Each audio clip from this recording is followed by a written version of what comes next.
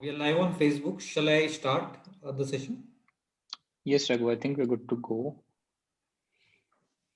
All right, all the best. Thank you. Thank you. Let's go live.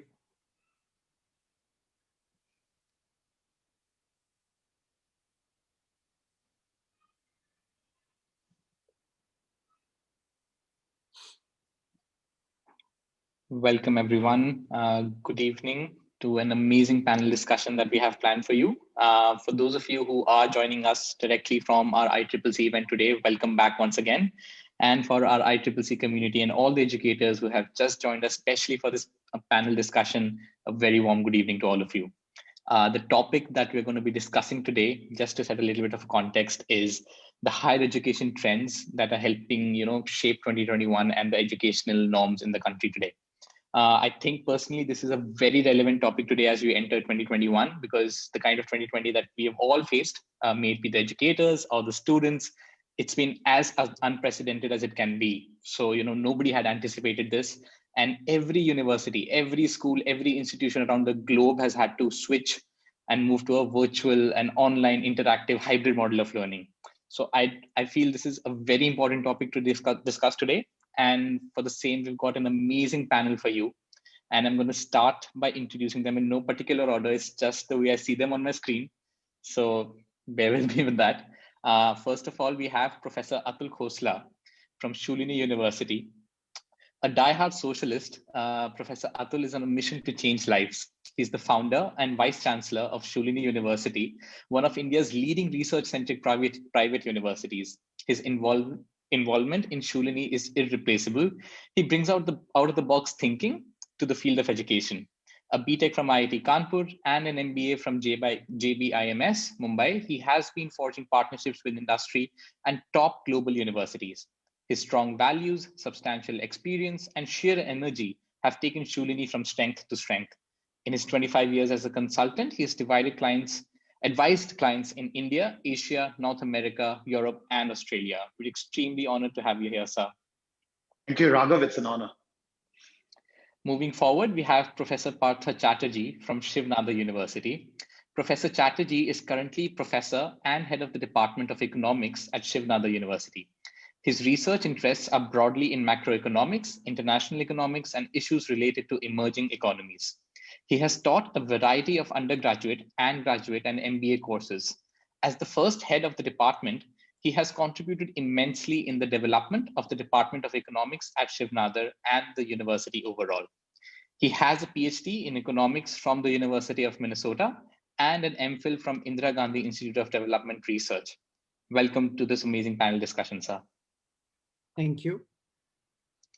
Last but not the least, we have Professor Dr. Sandeep Sancheti from SRM University. Currently the Vice Chancellor at SRM University, Chennai, Professor Sancheti holds a PhD from Queen's University of Belfast, UK, an MSc in Engineering from DTU, Delhi, and a BTech from NIT Warangal. He started his career by serving MBM Engineering College, Jodhpur, and MNIT, Jaipur in various capacities, and has more than 36 years of teaching, research, and administrative experience. He's a recipient of the Commonwealth Scholarship and Fellowship under Colombo Plan and was a visiting faculty at Asian Institute of Technology, Bangkok. In past, he was also a member of the 12th Plan Preparation Committee for the MHRD, and he's still an active member of the Rotary and several other social organizations. We're extremely privileged to have you here with us this evening, sir. Thank you, Mr. Raghav. Thank you. And the moderator for this evening, we have Mr. Parikshit Dhanda. He doesn't need introduction, but I'll still make an effort. Professionally trained from Harvard University, Dr. Dhanda, Mr. Dhanda is one of the leading life coach, motivational speaker, and career coaches in the country. Sorry for that, sir. With over 20 years of experience, he has mentored and trained more than 2 million students across domains and regions. Understanding students' aspirations, along with their aptitude and motivating them to achieve excellence, has kept him busy for more than 2 decades now. Welcome so much, everybody, and over to you, sir. Thank you. Thank you. You almost gave me a heart attack when you called me a doctor. All right. All right. Great. Raghav, have we introduced Professor Ram already? Not yet, sir. So why don't we introduce him, because he'll be joining us shortly, right? Absolutely. I'll do that right away. So we do have one panelist who's just faced some technical issues. Of course, technology is human, as Mr. Preekshit says it all the time. So I'll just go ahead and introduce him still. So we have a fourth panelist today, Professor Ram Ramachandran from OP Jindal Global University. He's a professor of practice and vice dean at OP Jindal. He teaches management, leadership, entrepreneurship, and emerging technologies.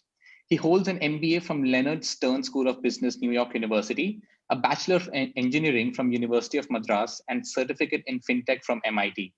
His current research interests include government policies on education, impact of EdTech on education spectrum, and transformative nature of AI and FinTech across industries. He's currently pursuing his PhD. His research focuses on intersection of technology, entrepreneurship, and education. We'll just allow him to join in a couple minutes. In the meantime, over to you, sir. Thank you. Thank you so much, Raghav, for the warm introductions. And, Professor Atul Khosla, our dear friend, Atul, is also the founder and the Vice Chancellor at Sholini University. All right, great. So a warm welcome to all our colleagues and participants at ICC.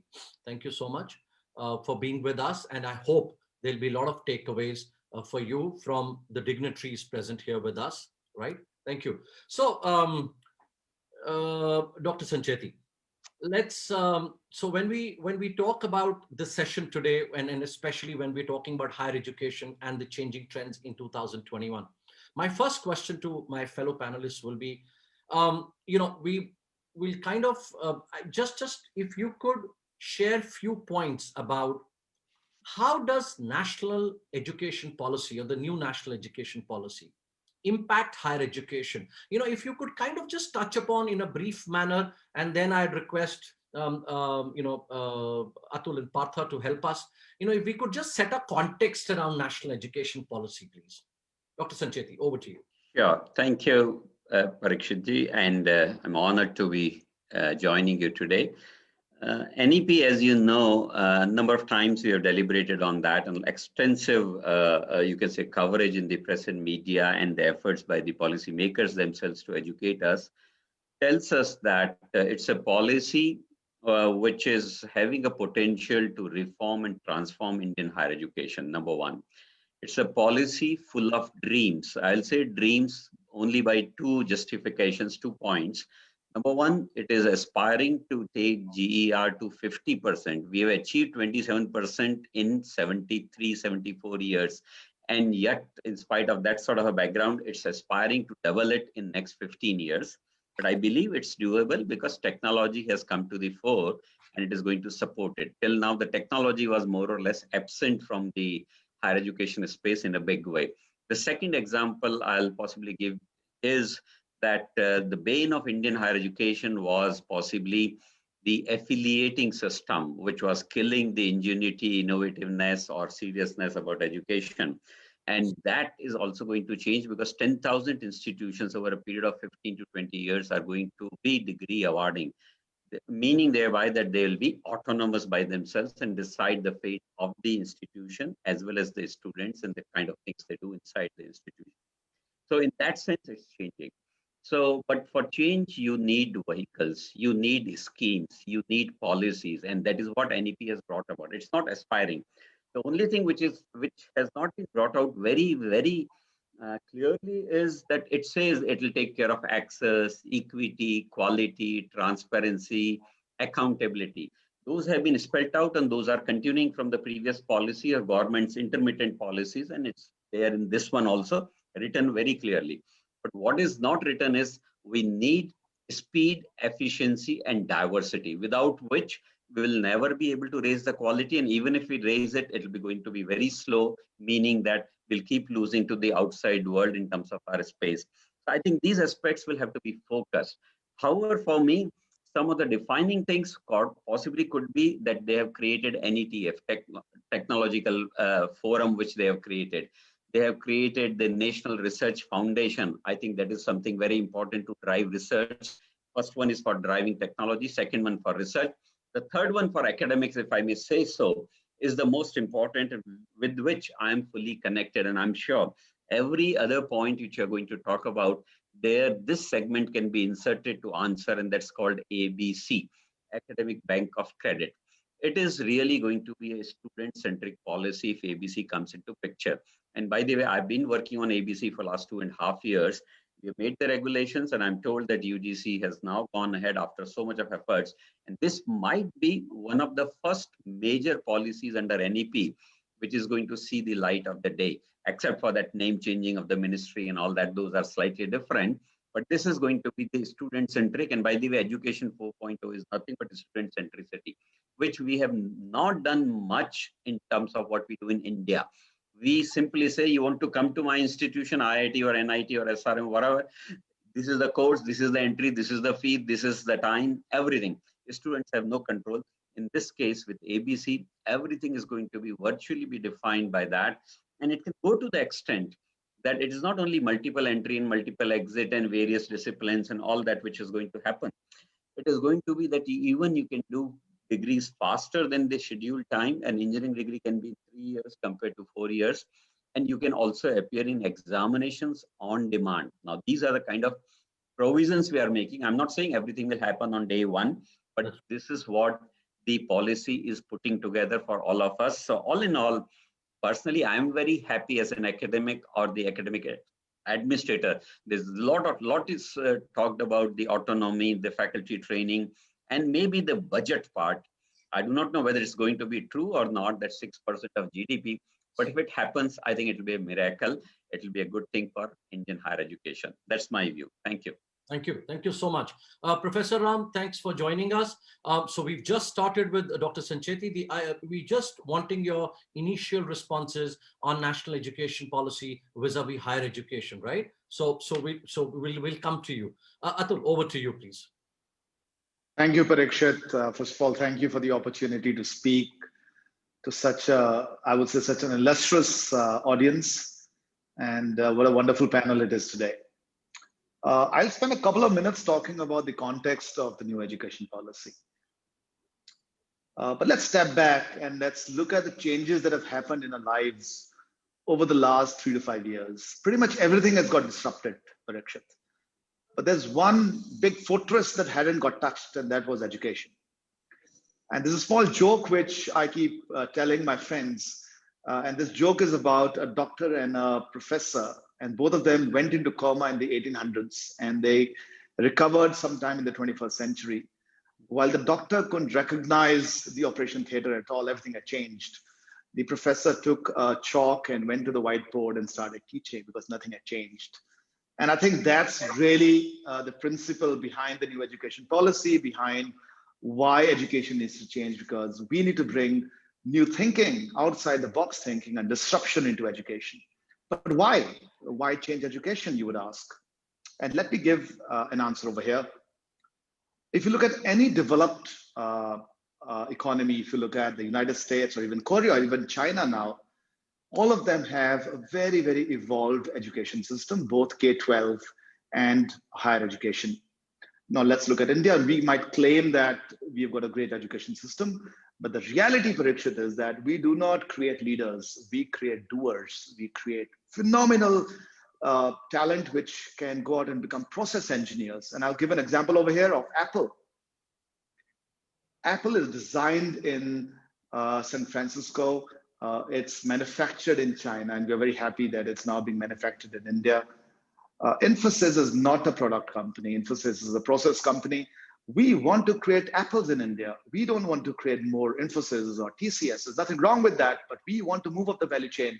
And that's going to happen if we bring creativity and innovation into our education system. And I think that's going to happen through the NEP. And a few things which I'm going to talk about is first is research. How do you bring research at the school level? How do you bring research at the undergrad level, not at the PhD level? So as a small example, Parikshit, we have launched a pilot from Shulani. We call it the Young Researchers Program, where we're going to schools and we're helping and hand-holding school students starting from 8th standard to start thinking about writing a research paper or filing a patent. And it's already happening. So one school out of North India, a student just filed a patent, 8th standard, great ideas coming out. And these are the type of things that we need to sort of tickle amongst our students. I think the second thing is about capital. If we have to meet, and that's great news for all us teachers, If we have to meet the new education policy, gross enrollment ratio numbers, we need $1 trillion. That's a hell of money. You know, our total economy every year is around a couple of $1 trillion. So great jobs are going to happen. A lot of money is going to flow into education, which basically means our children will get good education and we will also have great careers. The government is going to support us. Everyone will support us.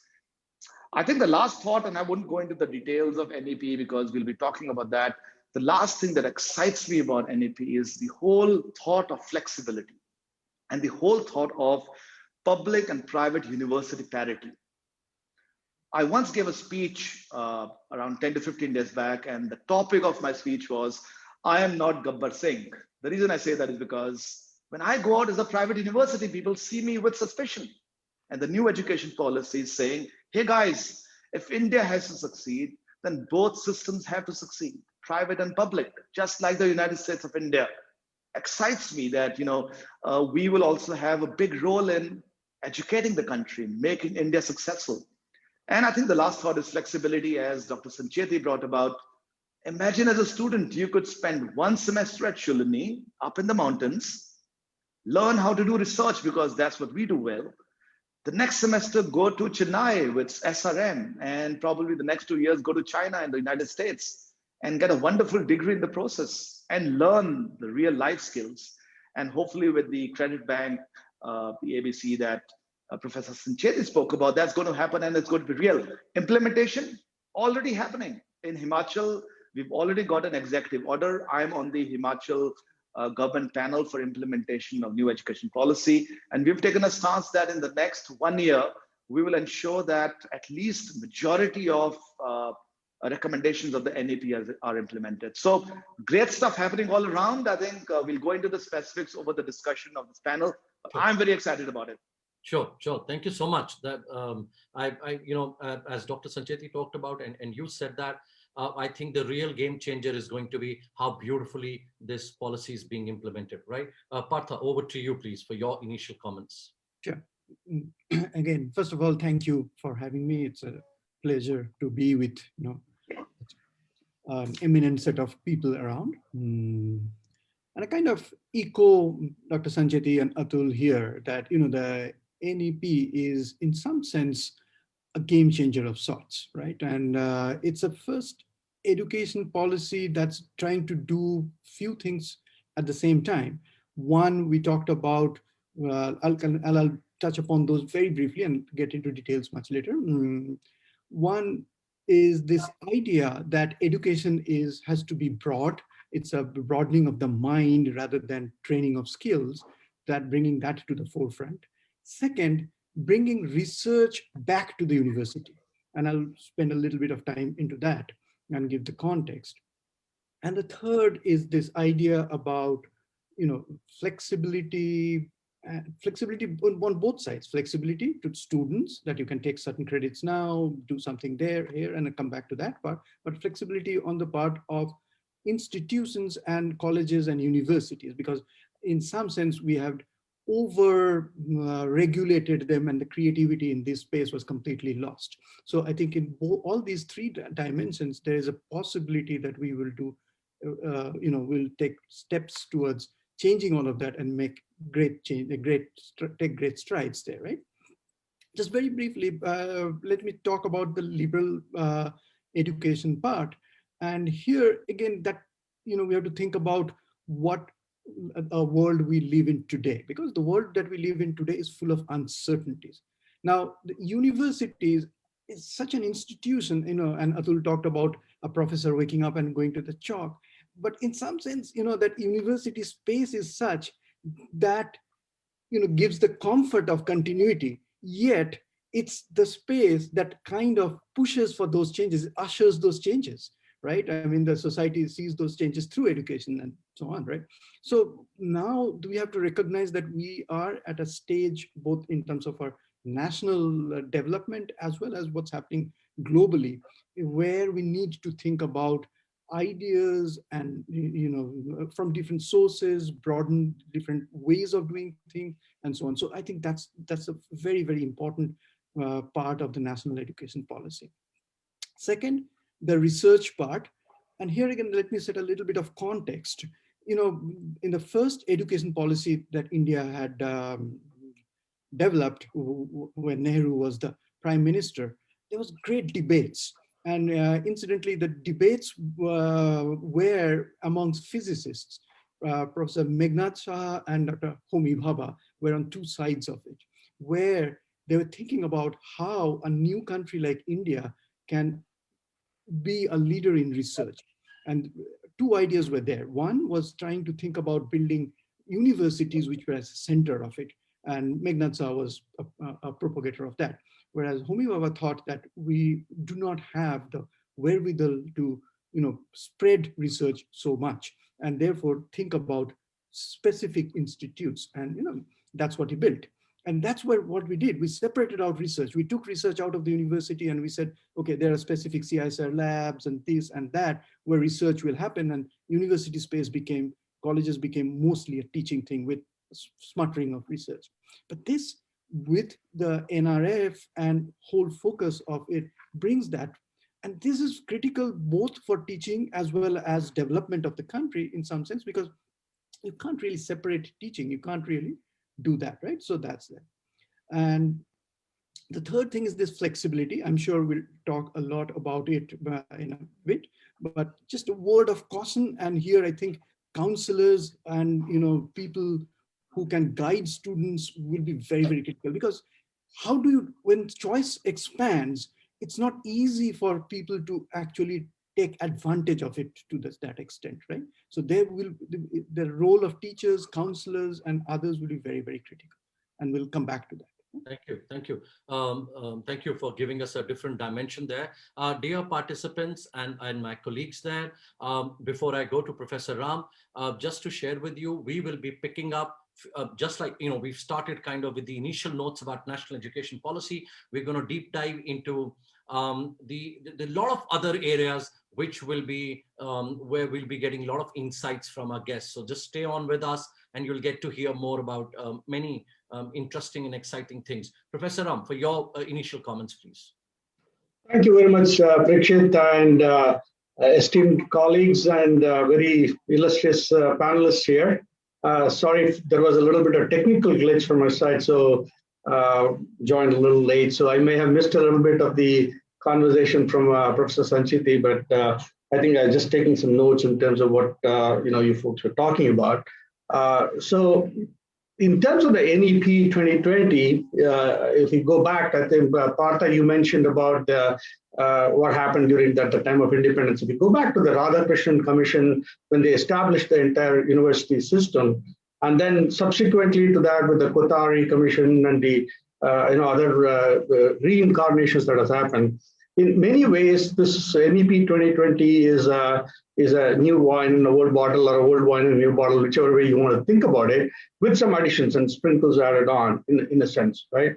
To keep up with the times, there has been a lot of emphasis on use of technology and the digital aspects of it, which was absolutely lacking. But if you go back to the initial, Dr. Radhakrishnan's report and the recommendations they have made, a lot of the points, 20 points that they had made in terms of recommendations, a lot of them are still valuable. I mean, obviously, to talk about spiritual learning, moral learnings, and such, and those are still pretty much valid in terms of the current educational patterns that are required in India. They talk about the whole vernaculars and in terms of creating local languages and the 3-language formula that is being proposed right now. It's kind of in tandem with what they talked about. Right? So what I feel in some ways is that it is trying to execute, right? The plans from 1948 to now it's about execution. Why is the GER still at 29% or 26% or whatever at at the higher education? It is because of either lack of clear focus and the ability to execute, right?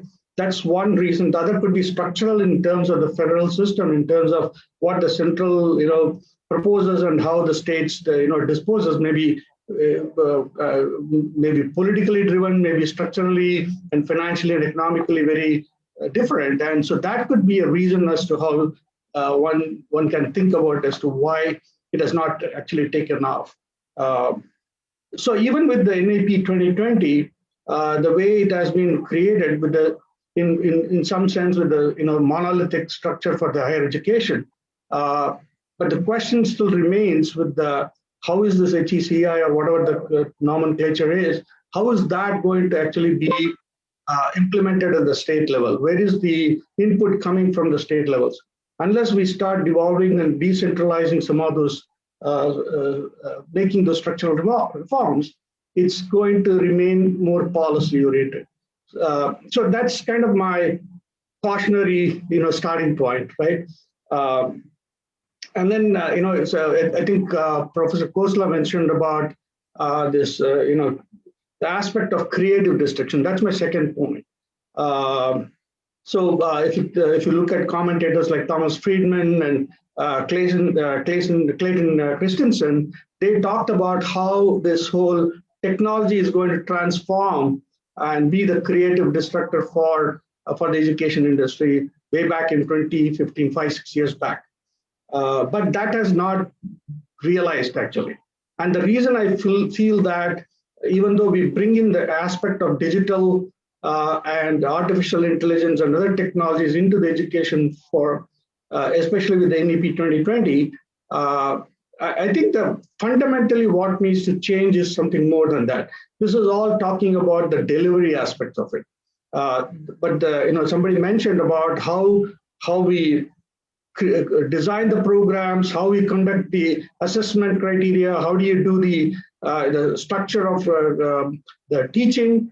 That hasn't changed, right? And so the analogy that we talked about in terms of going to the chalkboard and writing out from even after 200 years, I think that is still remaining, but in the more digital format, right? So unless we change the entire paradigm of how do we construct the courses, and how do we do the assessment? Because talked about the flexibility aspect of it, individuals are different, right? So as long as we can bring that into different domains, whether people from the villages, people from the rural areas, how do we create the separate different types of assessment patterns? Those things are what the fundamental structural changes that needs to happen in education.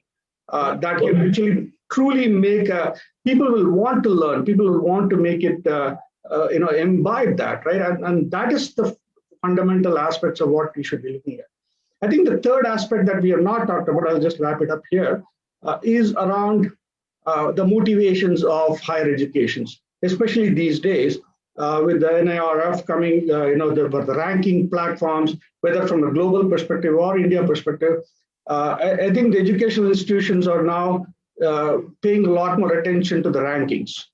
And so whether the ranking in and of itself is a positive or a negative aspect of it that one needs to look at, and what are the criteria people are using to ensure that institutions are not just looking at the student assessment and such, but also looking at what is the strategy, what is the value that is being brought in by the educational institution to the larger social context.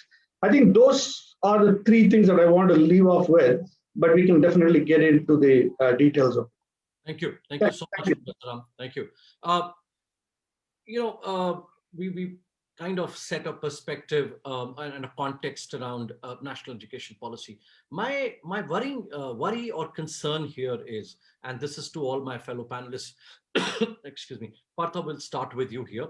What I want you to, all of you, brief comments, please. What I want to know is, you see, if we look at the present system, right, where students and parents, and of course, to a very large extent, teachers, they don't have the awareness.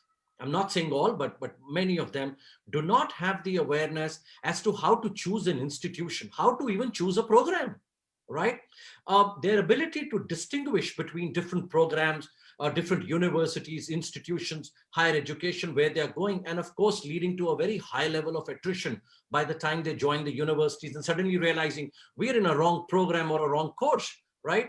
And so my question to all of you is, and Partha will start with you here, is that with national education policy coming in, it could get very chaotic because there's so much of information both at the school level, and at the college level. You will need to. So how do you think we are going to deal with this? That's a very, very important question and often overlooked, actually. So I'm glad that you brought that up. I mean, even in today's context, without the national education policy also, right? I mean, the last decade or so has seen so much change in the education sector in India that people are often confused about how to go about and choosing and so on and so forth, right? And now that we are going to expand that choice, because now you're going to say that, look, it's not only about institute, or you can take certain credits from one, you can put it in the bank and do something else, and so on and so forth. So the choice set expands a lot. And here I'm putting on my economist hat here, where choice is good, right? Because choice allows us to benefit from variety of things. But at the same time, choice brings in anxiety, because you always think about, okay, what are the things that you can lose out on? And also that informational context that you said, because choice is good only when you have full information.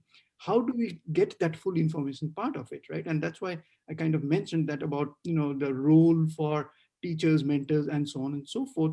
Because I see one of the issues that can happen is, for example, in this credit bank, let's think about it for a minute.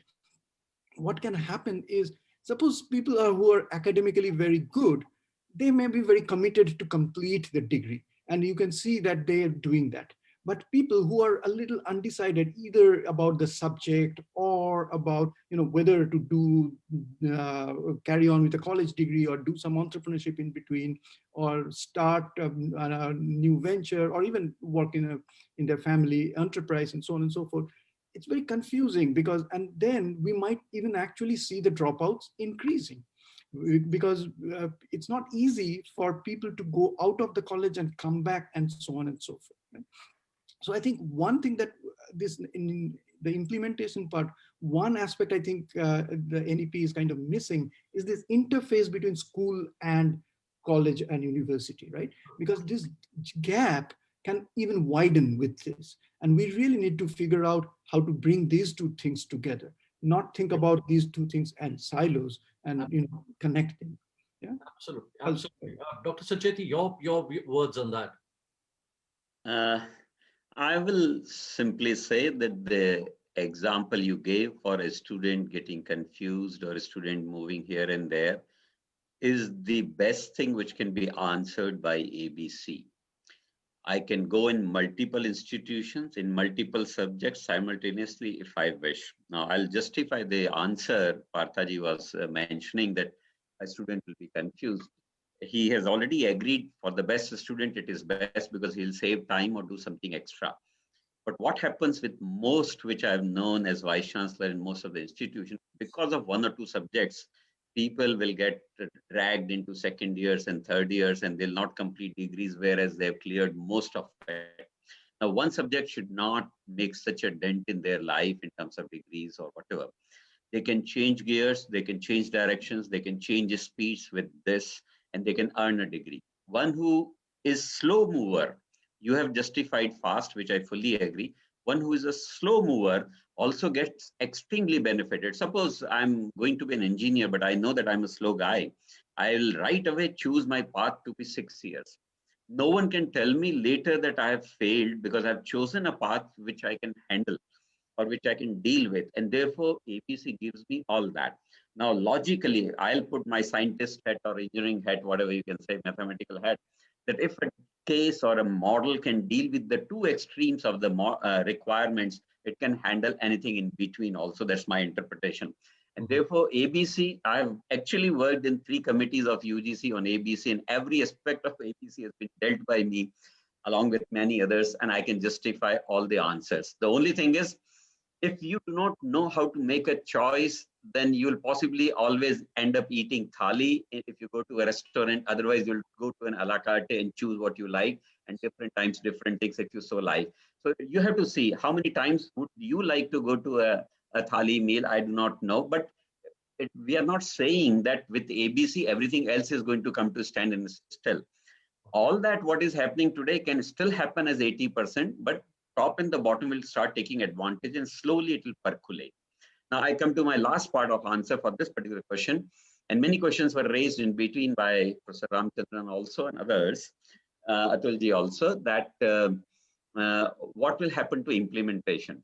Implementation is not the job of government alone. We, the stakeholders, are most responsible. And if today I have to make a comment that who has not done his part clearly, I'd put a lot of responsibility on us only, that we have failed the system. I meet large number of senior professors and the leaders. They say openly that the government has not given us autonomy. Now, suppose today's panel advocates very strongly that government should give autonomy, which they have given now and earlier also. That means you're dependent on the government. Government will come and serve you autonomy. The moment you are being served and you're dependent on others, you can never be autonomous. Autonomy can never be given, it has to be taken. And the best example is the boards themselves will select the next or the subsequent boards later. This is the highest level of autonomy. Whether I want Mr. Partha or Mr. Atul or Ramchandranji in my board, it's my choice as an outgoing board that I put the right people. We cannot point fingers all the time at the government. Government is deregulating it. Government is going away from it.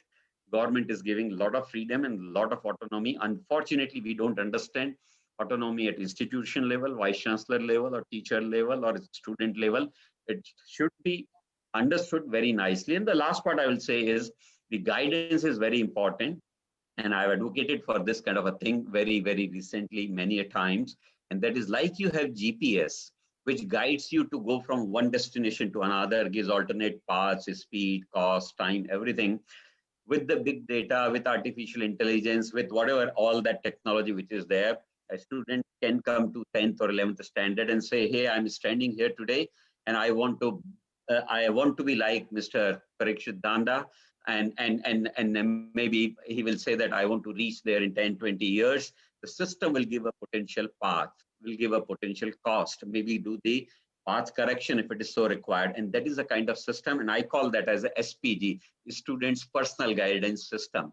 Basically, I've drawn this name from GPS only. I've called it SPG. Any other name can be given, and it is going to be possible. Guidance is needed by all of us at every stage. Legal things, I go to lawyer very happily.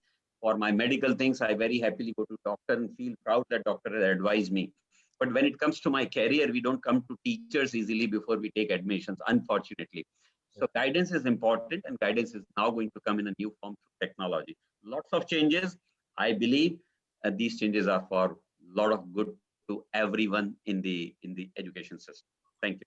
Thank you, and thanks for those insights, because my next question is going to be around career guidance and mentoring only. But before that, Atul, your words on how this is going to be. On one side is Partha and I mean to some extent agreed that this is going to be confusing because you're giving more choices, and Dr. Sancheti says yes, choice you will have to make, but then from there onwards it's going to be a brilliant, helpful journey for you. Where do you stand here?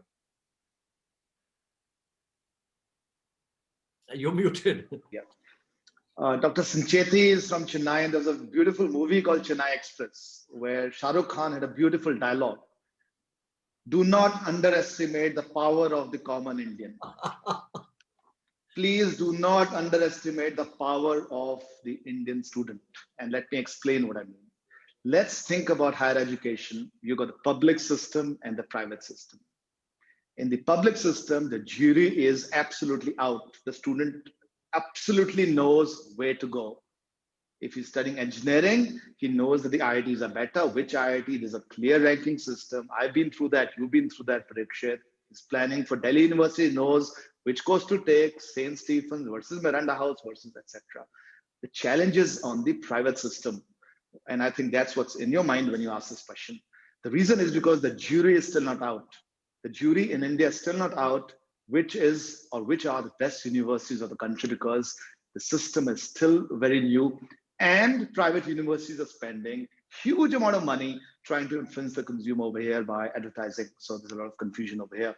I think in the next 2 to 3 years, the jury will be out, and students will be able to figure out which is a great university. So there are a lot of counselors over here. My counsel to you will be that do not worry about the course. A great university is what your students should look out for. And what is a great university? And that's a question you should ask. I think a great university is one which is already looking or implementing things like NAP. And Dr. Sancheti spoke about autonomy. I think 90% of NAP at Shulini we've already implemented without NAP. The UGC gives us enough flexibility. And Himachal actually has lots of regulation.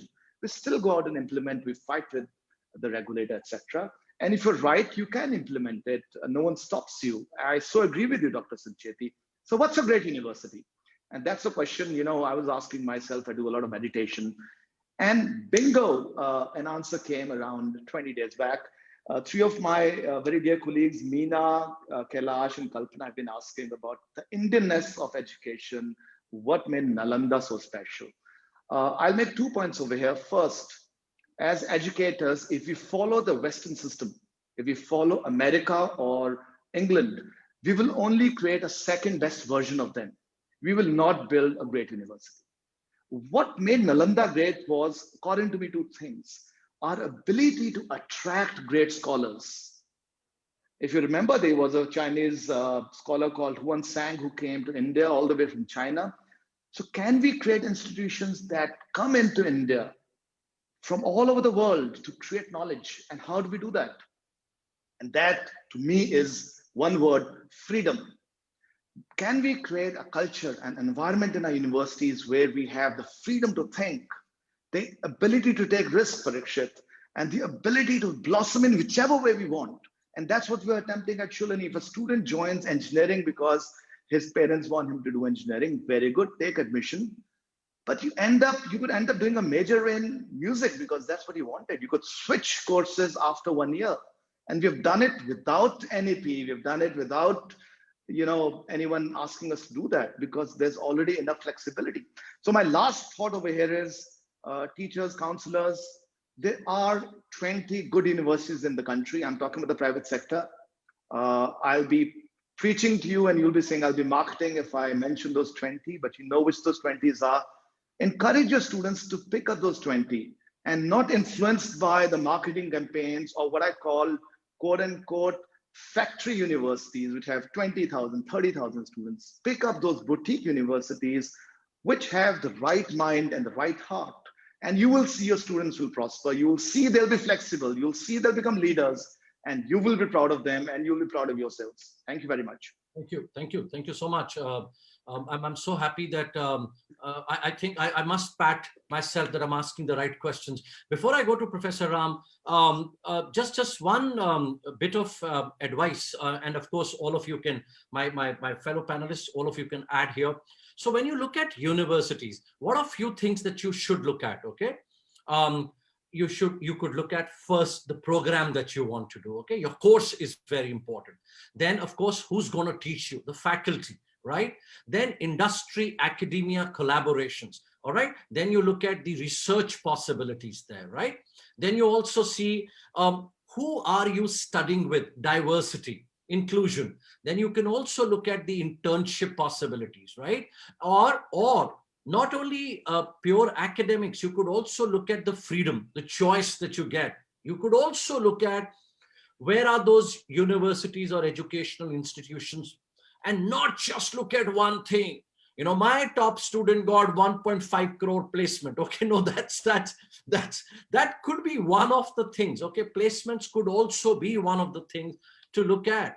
And last, of course, as Atul, my dear colleague, and of course others have talked about that very soon, yes, rankings is a bit of a problem as far as private sector is concerned, and hopefully that also get cured. And of course, Professor Ram, first the previous question, and on top of it, if you would like to add any quick point about how do you, I mean, with all the points that I mentioned, if you'd like to add others also to how do you select a university. Over to you, Professor Ram. Thank you. I know there was a whole bunch of different topics that were being thrown out. So let me try to compartmentalize into two points here. Number one, I think, is in terms of the whole aspects of counseling and guidance and career options. I think there are a lot of decisions being made probably when the student enters the college or just before entering the college. I think what needs to happen from a guidance counseling perspective, that whole structure of guidance counseling needs to change a little bit. It needs to start almost at the middle school level, right when they are in the 6th and 7th grade. Not so much to say, here is what courses you can take, here is what you should do, this is the kind of career you can pursue. It's not about that. It is about identifying the potential for those individuals, right? And that is where it is extremely important to have the teachers at that middle school levels to be trained to identify potential students, right? In whatever fashion, whether they are in the classroom interactions or other mechanisms, whether they are these, different assessment, that is done to testing process. But you need to identify the potential for different students and see how to kind of promote them, right? So in the, for example, in the US and in the Western countries, even though, Professor Kosler talked about, why we should lead the Western form of education, but there are some good elements there, whether it is the gifted and talented type of programs, which essentially promotes people to say, okay, here is, you are good in music arts, you're good in other types of storytelling or in science or math or whatever it is, right? So you're able to promote them. And so if you start nurturing those students right from the beginning, and that's where the guidance actually starts taking roots, right? So we need to educate our educators as to how to identify potential and promote them appropriately. So that's where it starts. And if you start coaching them appropriately, the students will get obviously be very interested in whatever they are trying to pursue. And then that will obviously get cascaded up to the higher education level as well. Now, in terms of the choice of private universities or which university to go to, I think the mentality is changing in some ways, at least at the student level. With the millennials are actually, I interact with them and they have a very clear, even if they don't have a clear path of where they want to go, they are able to articulate the fact that I am confused and I want to explore possibilities. So one of my friend's daughter, she did psychology from one of the colleges in Bangalore, and then she did master's in psychology. But her passion was not in psychology. She wanted to bake, right? She wanted to put up a pastry shop. So after her psychology, she told her parents, right, that I really do, give me 6 months time, I will prove that for me, baking is the right profession, right? But the point I'm trying to get at is the parents play a significant role in terms of shaping what the students wanted to do. While it is not so compartmentalized that you go to engineering, medicine, or law in the 70s or 80s, but the parents still are with that, 70s and 80s learning. So we have to think about it in a more, significant way of how do we also engage the parents and helping them provide the right guidance, right? And probably in some cities and some towns, it may be easier. But when you start getting into smaller towns and tier 2, tier 3, tier 4 cities, it may start becoming a problem because they are still somewhat narrow. They narrowly understand what the career options are. And so technology can help definitely. And like Professor Sanchiti mentioned, there's a possibility that we can use personalized coaching and guidance even for the parents, actually, not just for the students. So we need to look at it both from a parent's perspective and the student's perspective. Thank you. One request to all my fellow panelists here. If you could, there are a lot of questions that our audience is asking, and whenever you're not speaking, if you could just take up those questions, please feel free to take up those questions. That's one. Second is I'd request, I can see a few messages there. They may be wanting to write to you, so it's a request if you could share your email IDs, where in case the educators could write to you, and then maybe they'd love to interact with all of you. And please, the questions are there in the Q&A.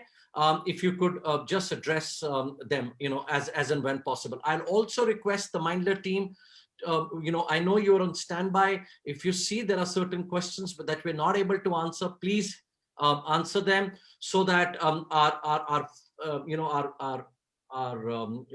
audience and our colleagues, they feel that their questions were answered by the panelists here. Thank you so much. Moving on, my last couple of questions here. And dear colleagues, if you remember my first session this morning when I was talking about changes in the careers in the 21st century, I did talk about that career guidance is not about just selecting a program and a college. That's not career guidance. As Professor Ram talked about, career guidance needs to start early on. All right, when you figure out about the talent and see how it can be honed, aptitude, capability, orientation, personality, and so many things, and of course onboarding of parents, awareness also. Now my next question is, in a very 2021 context, and I'm starting with you, Atul, here. In the 2021 context, there are a lot of changes happening, right? One is, of course, IIT exams. Now it's February, March, April, May. So you've got 4 choices. Just few days back, the education minister talked about, and if we are getting the feeling right, NEET is also going to be multiple settings here. And Delhi University is thinking about now having an entrance exam instead of just getting 12th class marks. So there are a lot of changes happening vis-a-vis the way we are selecting students. So my question now, Atul, starting with you, is any idea as to why are we looking at these changes and the manner in which these changes are happening? Quick words from you, please. I'll just take a couple of minutes over here, Parikshit. First, there needs to be parity in terms of the admission process across different universities. So I think we're going through a flux. The new education policy also talks about a national testing authority, NTA. I wouldn't be able to spell out the specifics, but I know from the horse's mouth that there will be probably in the next couple of years a common exam, which means you might not have separate exams for JEE and NEET and the likes. So there might be a SAT type exam that comes up. Of course, we have to see how it's implemented. So to answer your question, number one, we all know entrance exams are important for success. I think there's a little bit of money also sitting over here, to be very honest. There's a huge coaching business. There are billion-dollar companies which are emerging, coming out of university entrance examination coaching. So they will have influence. So they will like to influence institutions to have more and more competitive examinations because that's what fuels them. And lastly, it's also the right thing to do. So I think all the three are leading towards competitive examinations. But I think over time, there would be one exam or one or two exams that will come up and emerge like we have in the United States, like the SAT. Thank you. Thank you. Partha, over to you. Yeah, I think, look, I mean, what we had earlier was that one exam kind of determined your whole life. So in some sense, it's a welcome move that there are multiple attempts and choices. But again, I mean, one exam cannot really determine your worth. So I think more and more we already have seen universities in the private space doing that, looking at multiple markers. And I think if Atul is right, if there's a SAT like an exam comes in, then it's going to be something like that. Delhi University, for example, this year is going to take in using 2 markers. One is the board as well as a new exam, right? So similarly, I think, most of the universities will look for multiple markers and figure out who are the students who are best matched, because it's, at the end of the day, it's a matching exercise, right? So who are the best fit for that particular university? So I think, Thank you. Dr. Sancheti. My take is very strong in this because I've been the national coordinator or chairman for such examinations. And the current set of things which are under JEE was founded by me along with various other experts. And just now, Parthaji made a point, the school performance would be one of the markers. In 2013, we did probably world's biggest statistical exercise to include +2 marks in the JEE result or JEE main result for NIT admissions. IITs didn't agree to that for some reason. And the challenge in India is more about the implementation of a good fundamental aspect. And the problem was that we needed results of all the 50 boards or 50 plus boards, and one of them will go into litigation and will not have that. Then we cannot do the normalization and do the declaration of results. Some of them will have the retest and retotaling and recounting, what are all those things, even those will not come. And therefore, in 2017-18, it was shelved. But it remains to be world's biggest statistical exercise in terms of its real-time implementation. Within a week, everything will be out. So fundamentally, there are many good things. And one test is very good for the simple reason that it will not make me bifurcate my path right at 9th level or 11th level, generally where we do, that I am biology and I'm engineering and I'm this and I'm commerce and arts. At 12th level, I happen to do good and I know that I can get an entry into medical. I'll certainly say that I'll go to medical or engineering. If I don't get, I'll probably choose whatever I want to choose based on my performance. Otherwise, this happens much earlier, even before I know whether I'm good or bad. So in that sense, this single examination is good. Multiple attempts possibly should have happened 10 years back in India. We were crazy. We didn't do it for whatever reasons, probably the cost, probably something else. I think so that's a welcome step in my opinion, which is happening to the examination. And all in all, you can say that these changes are going to be once again student-centric only. And one test with some sort of a advanced level or this level possibly could give you the choice. Why should students be pressurized to try many things simultaneously?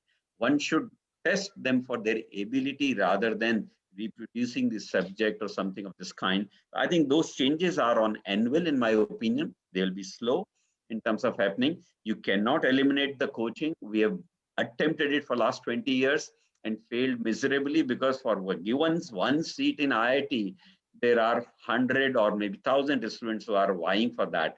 Anywhere in the world, this would be a competitive position and people will encash it. So coaching is going to remain. But how to make it more fruitful, I think, would be helpful, because even in the professional world, that today you have the coaches for what you call bureaucrats and coaches even for the people in the private domain, industry domain, that they coach the leadership very extensively. So coaching has set in very, very at top level in entire world, and therefore it's going to remain. I'm not favoring it, but it's going to remain is what I'm going to agree to that. Thank you. Thank you. Thank you so much, Professor Ram. Over to you. Yeah, sure. I think what Partha mentioned in terms of the multiple markers. So when for example, at our OB Jindal Global University, when we bring in students, we don't look at one thing, right? We have like 5 or 6 things that we look at. And the key word there was the match, to ensure that the students, what they bring to the university and the campus is as important as what we offer to the students. And so that matching process is an important element of how we select the students. It's not just about what they score in the entrance exam or what they do in their higher secondary examination scores. It's a composite of all these different that defines an individual, right? So that's one thing. The other thing, in terms of how this was national testing center is being established and having a unified testing. So one thing I would, obviously you folks are all esteemed academicians and administrators. One thing need to be thought through the impact of this in terms of having this unified testing, whether it is JEE entrance examination for engineering or other types of potential entrance examination. If you look at SAT, which started probably in the 70s or so, now most of the Ivy League schools and other universities, they are just getting rid of SATs and CATs, right, and the ACTs. One of the primary reason is because of the economic divide that it brings in, right? People who can afford to have these coaching institutions and go through these programs, it's obviously, they're able to boost their scores. So instead of getting 1,200, they're getting 1,400 or 1,600. So they're trying to get into a better college, which is fine. I mean, it's market driven in some ways. But it also starts, pitting the people who can afford to have these coaching institutions and go through that program. And it becomes even more exacerbated in India, where there is clearly a lot of economic divide between the urban and the rural. And so then if you start having this unified testing program, what does it do to the people in the villages and in the rural areas, right? And so one needs to look at the social context of what does it really mean in having this kind of unified testing. And so, so it is extremely important to have multiple markers, even if you have a one testing approach and administering them. There are vernacular references. When you go to Bihar or you go to Rajasthan or other places. So you need to actually incorporate all those factors before you simply say, okay, one test and then let's go with that. I think that is, so one needs to have a little more thought behind how do we address that. I'm sure that people like Professor Sancheti and others are thinking through that process. So that's what I'm somewhat concerned about as to how it makes it from a social construct perspective. Thank you so much. Very, very different insights here. Dear colleagues, what Professor Ram is talking about is that SAT was a very important tool, for international, especially when we used to look at US, SAT and ACT, but many universities have gone SAT optional, and even to the extent of 2025, definitely 2021, 2022 has been ruled out. So SAT and ACT. So yes, what he's talking about, of course, it's the other way in India. There are almost about 40 plus universities who are looking at SAT as a different entry program. So when we are talking about universities are giving you that flexibility to say either private universities, either have my own entrance test, you crack that, or you give me a SAT score, and that's another possibility. Or third could be give me your JEE main score, or sometimes even multiple markers like 12th class marks and so on. So this is all positive for a student. One of my last questions. Okay, this is the second last. I know we are running short of time. Okay, but I don't want to miss out on this opportunity. It's very rarely that we get to meet all of you. So therefore, my second last question, especially during this pandemic session, where students have been forced to be online. And online, there were a lot of positives because education had to continue, but there were a lot of negatives. Negatives in the sense when it came to ethics of exams, there was every possible way. Each one of them was getting 80 and 90 sitting at home. Second, how many of them were the effective education was transferred? So therefore, a point has come where parents have started asking us, and in fact, so much even students to say, we don't know when the situation's going to come back to normal. We'd rather, instead of, if we are not able to go to a university, we'll rather have online degrees. Now, my question to my fellow panelists, and I would require quick responses for you, from you, is that now there are discussions, what is the need of a university? And I'm not saying this is like a majority asking, okay? But there are so many students who started asking, why don't I get an online degree where I simply do whatever in my life and take online classes, do online grades, and that's it. Thank you so much. Professor Sancheti, Dr. Sancheti, over to you, please. This question requires a little bit more deliberation to answer. First of all, why do I require a degree? Forget about the university. The world accepts that. You would not have invited me had I not been a vice chancellor. You also require some sort of a degree of certification that Professor Sancheti is a vice chancellor from SRM. That is a natural thing. But once again, right in the beginning, I said almost to all the questions which you asked, ABC is an answer. ABC is never asking a student to go for a degree. ABC says the new currency of education will be credits. You will enroll for a credit. I'll enroll for 6 credits in Shlooni. I'll go for OP Jindal for another 6, SRM for another 6, SNU for another 6, and I'll make my semester. Who is stopping me? And agencies like Google's and Microsoft's and TCS will say, oh, Sandeep Sancheti has earned this credit from Shlooni or wherever, and they will say he is fit for us. So the only differentiator we have for universities and others is simply a piece of paper. And eventually that piece of paper will lose its significance because people will not be worrying about whether I passed every subject with 40 or 60 marks. They will look at my excellence, my attitude, my adaptability, my innovativeness, and all that. That is not necessarily getting reflected in those mark sheets and those degrees which are there. So this question which you asked, I did answer this 4 or 5 years back that the universities may cease to exist if we don't change. Fortunately, the change is coming because of 2 or 3 things now. One is the NEP. The government has given the mandate that you can accept it. Everything is going to be what you call distance, online, then blended, then hybrid, then flexible, and everything what you can name.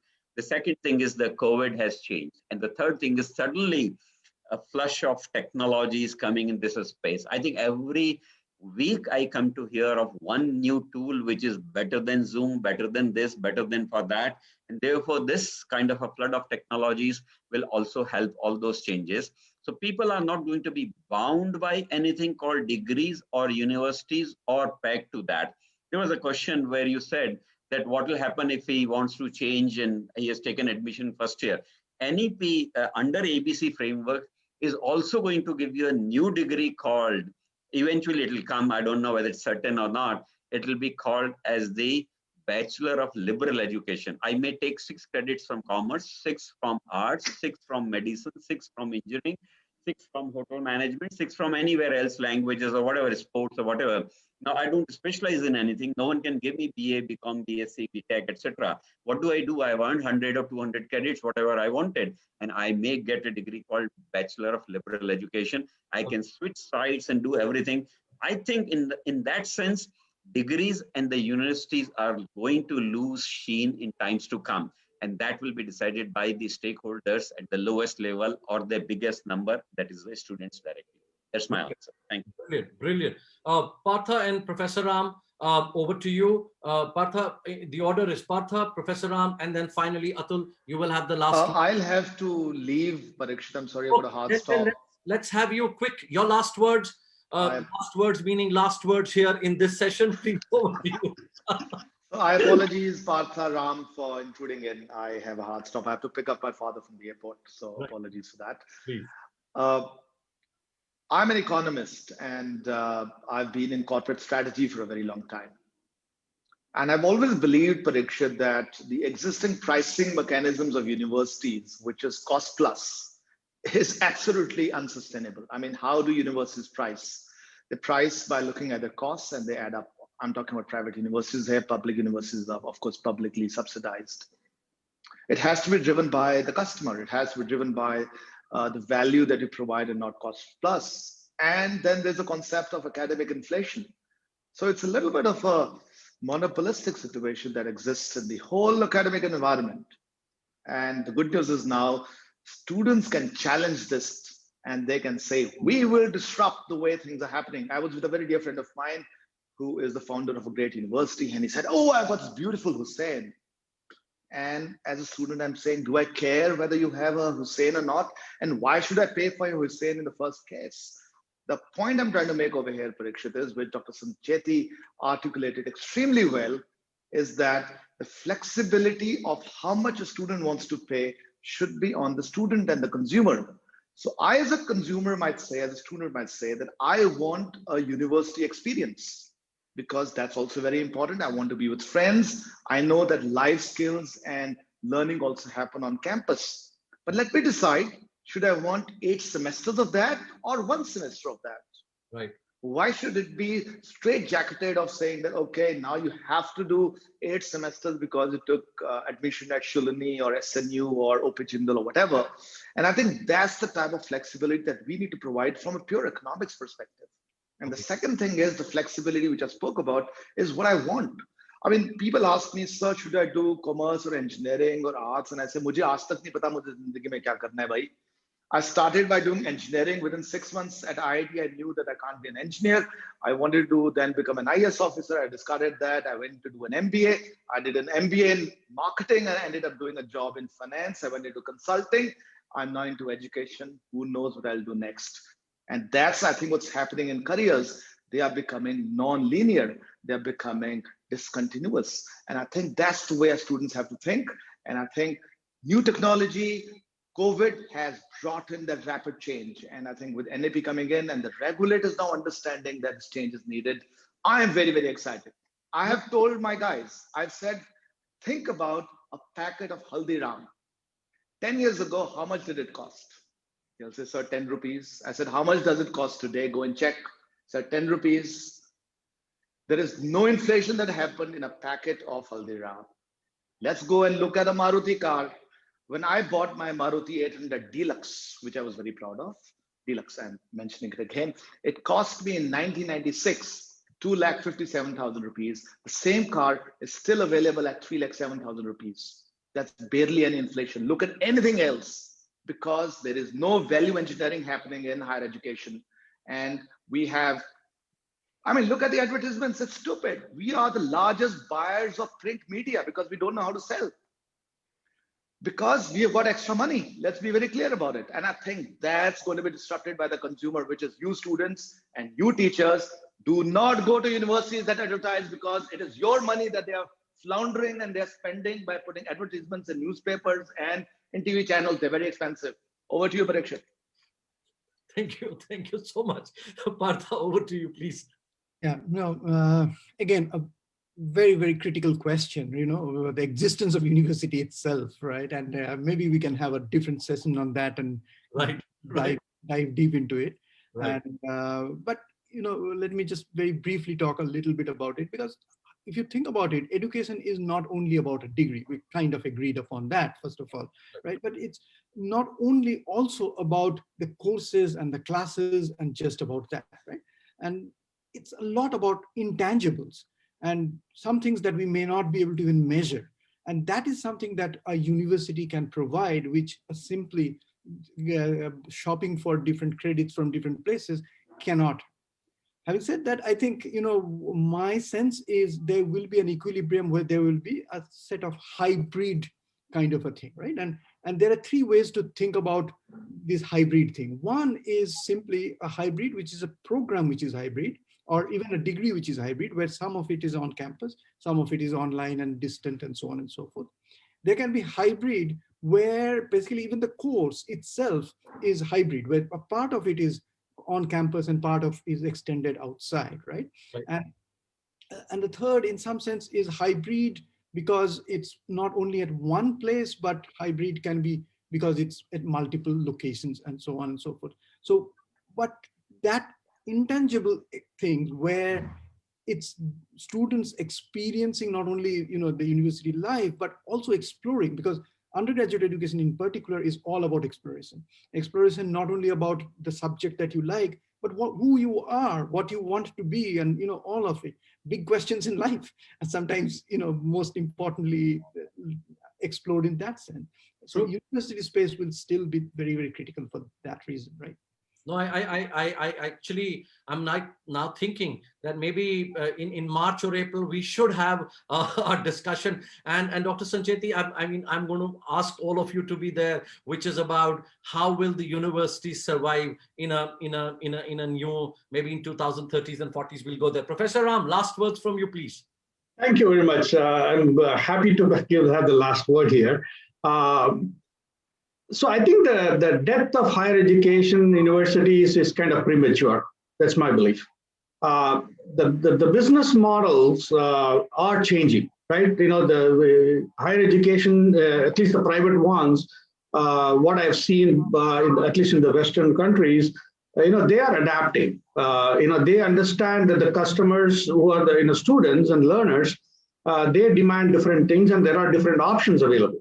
So whether it is the influx of these massively open platforms, they all depend on the brand names and the value that Harvard or an MIT or an NYU or a OP Jindal or other SRM, other universities bring to the place. So even if you look at the even Indian educational platform, they all depend on these universities. So I think the higher education institutions are going to remain, and they're going to play a significant and vital role in expanding the scope of our students' educational learning. And while students will have the opportunity, like Partha mentioned, in terms of either hybrid learning, blended programs, taking some this micro learning process that the students will go through. And it's a lifelong learning process. That they'll have the opportunity to do that. But the higher educational institutions will remain for two reasons. Number one, they are adapting to the business model. So if you look at, for example, Georgia Tech, right? One of their primary courses was a computer science program that they used to offer at the graduate level, MS degree. Now they have essentially taken it as a completely online program at a fraction of the cost. So they are able to maintain and retain the brand value at the same time offering the same program in a different model, right? So that is happening at all universities. I just gave one example. The other thing that is also happening is that the perceived value that students think about when they think about recognized universities and reputed branded universities, that perceived value doesn't go away. And so it is important to understand that the Coursera's and the Upgrads and others of this, they all rely on these institutions to provide that, right? And so we need to make sure that that perceived value continues to evolve. And the third and final thing that is very important, and we talked about right in the beginning, is around knowledge creation, the research activities. Those are not going to happen in an online platform. The institution per se, they need to be the embodiment of how they create knowledge and how they create new ways of thinking and research activities. And that is going to happen not in an online platform, but when we are actually meeting in person and discussing and elaborating, right? So that higher education is going to retain its charm and it's going to retain its value. Only thing is it is going to expand the way it is operating. Most of the universities in India now are going to think about how do we offer blended programs to cater to different demands. But the universities will continue to operate and flourish, I think. That's my positive note to this closing. So much. Thank you so much, Dr. Sancheti, Professor Partha, Professor Chatterjee, Professor Ram, and of course, our dear friend, Professor Atul, who had to rush. Thank you so much for being with us. And by the way, before I thank each one of them, dear colleagues and participants, it is exciting times for the student. It is also exciting times to be a coach or a mentor or a career guidance expert. When I talked about this in the morning, we are looking at about 110, 120 million students only from 8th to 12th class. And we're not talking about higher education. Imagine what exciting time it is to be in a position to counsel, mentor, or coach them. With that, I'll say goodbye to all of you. And thank you so much, Dr. Sancheti, Professor Ram, Professor Partha, for taking out time to be with us. Thank you. Raghav, over to you. Thank you, Parikshit. Thank you, everyone, for giving us this opportunity. Thank you. Thank you very much. I appreciate that. Yeah. Thank you. Thank you so much, everyone. Thank you, sir. And thank you, sir, for moderating this amazing session. Some amazing insight from all of you. Oh, yes. For all. Wonderful. Absolutely, wonderful. sir. Thank you. Absolutely. For all the questions that were not answered, please do write to us. You all have the email IDs that were shared in the chat box. Please do write to us and we'll be more than happy to interact with all of you. Thank you so much, everyone, and I will have a lovely rest of the evening. Bye-bye. Bye-bye. Thank you. Billy, thank you. And we'll get to see you tomorrow. Tomorrow we have another wonderful day, and hopefully the learning will continue. And God bless all of you. Stay safe. Bye-bye.